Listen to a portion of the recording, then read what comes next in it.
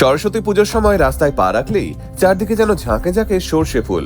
কিন্তু কি এমন রহস্য লুকিয়ে রয়েছে এই হলুদ রঙে? কেনই বা সরস্বতী পুজোয় এত হলুদের ব্যবহার? আসলে বসন্ত পঞ্চমীর দিনটিকে শ্রী পঞ্চমীও বলা হয়। শাস্ত্রমতে মা সরস্বতীর প্রিয় রং হলুদ, আর তাই শ্রী পঞ্চমীর দিন হলুদ কাপড় পরে পুজোয় বসেন অনেকেই। এছাড়াও মা সরস্বতীকে হলুদ রঙের ফুল অর্পণ করা হয়। আবার অনেকে সরস্বতী পুজোর দিন সকালে কাঁচা হলুদ দিয়ে স্নান করেন। আসলে হলুদ রঙকে খুব শুভ বলে মনে করা হয়। হলুদ রং মানুষের জীবনের সুখ, শান্তি এবং সমৃদ্ধির প্রতীক। এছাড়াও হলুদকে সূর্যের রং হিসেবে মনে করা হয়, যা সূর্যের মতোই আমাদের জীবনের অন্ধকারকে নিঃশেষ করে, এক নতুন দিনের সূচনা করে, মানুষের আত্মবিশ্বাস বাড়িয়ে তোলে।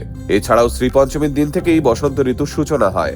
এই সময় থেকে প্রকৃতিও প্রেমময় হয়ে ওঠে, যা আমাদের এক লহমায় জানান দেয় বসন্ত এসে গেছে। তাই বসন্তের রং হিসেবে মানুষ হলুদকেই বেছে নেয়। আপনাদের সরস্বতী পুজোর দিন হলুদ শাড়ি পাঞ্জাবি পরা ছবি আমাদের কমেন্ট বক্সে পোস্ট করতে কিন্তু ভুলবেন না। ভালো থাকবেন সকলে। সকলকে বসন্ত পঞ্চমীর শুভেচ্ছা।